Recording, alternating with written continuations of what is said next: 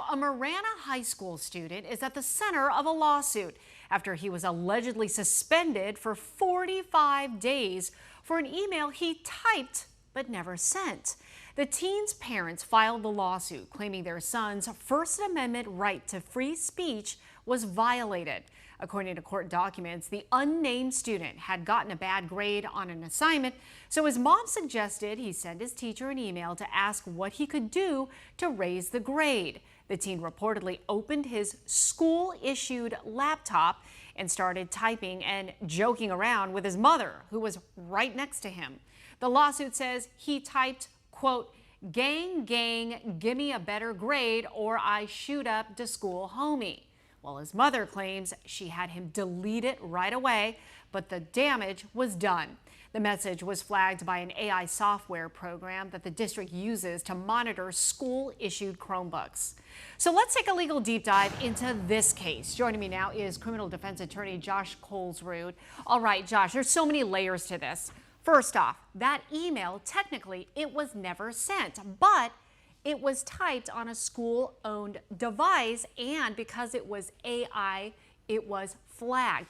But again, it goes back to the email was never sent. Exactly. Now, school boards and schools have increased their security ever since Columbine happened, and they take real threats very seriously.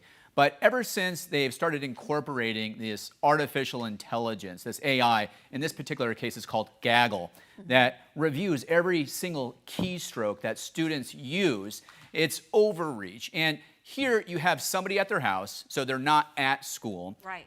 But they are doing a school activity. And here the student, said something that was obscene, but said in a joking manner, because we know it's joking because at the end of it, he says, homie. Right. So you would have to ask yourself, would an ordinary person, number one, think that this is a real threat? And number two, because it was never sent, I mean, what was the disruption at school? Like, it's just not there. So courts don't look very favorably on this stuff. They don't like black and white policies that have no legal nuance. And right here, you have a great test case to kind of show school districts that you need more training because there's nuances and you can't over-rely on artificial intelligence when it comes to school threats. Because, what if there was a real threat? Right. Like, it's just almost like crying wolf. Exactly. And obviously, if he was doing this on a home computer, this would never be an issue.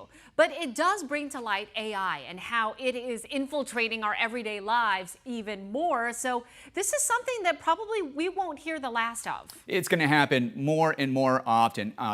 Private schools and public schools are using artificial technology in every aspect of the classroom now. And this is going to be just a great test case to see where we go from there. All right, Josh, great insight. Thank you so much. We Thank you. appreciate you.